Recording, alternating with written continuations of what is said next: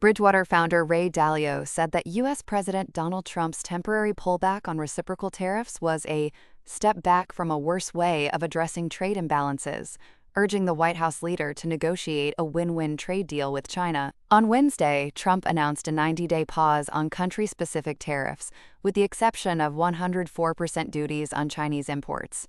In a post on the X social media platform, Dalio said on Wednesday evening that now was a great time for all involved to reconsider their approaches to rebalancing U.S. trade relationships, while acknowledging that America was facing trade problems.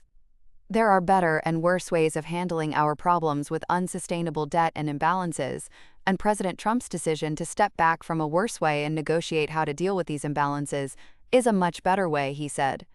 I hope and expect that he will do the same with the Chinese, which I believe includes negotiating a deal that appreciates the RMB against the dollar, achieved by the Chinese selling dollar assets while also easing their fiscal and monetary policies to stimulate their demand.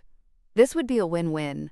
In a Tuesday interview with CNBC, Dalio said that, while he agreed with Trump that there was a problem with America's trade relationships, he was concerned about the president using sweeping tariffs as a solution.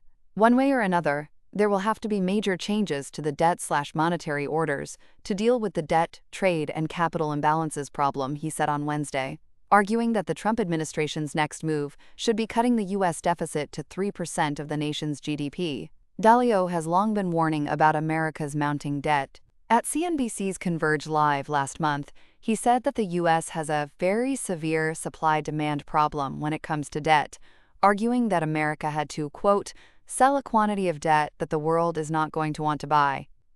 The U.S. budget deficit surpassed $1 trillion earlier this year.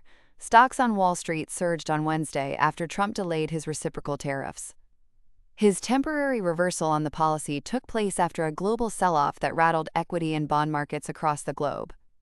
Dalio, who founded Bridgewater Associates, one of the world's biggest hedge funds, in 1975, also said in his social media post that Trump's seesawing trade policy presented investors with an opportunity to rethink their appetite for risk.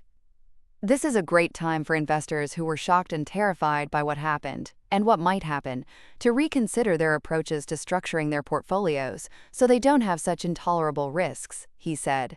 I can guarantee that another worst case of the market moves that terrified them will come along eventually.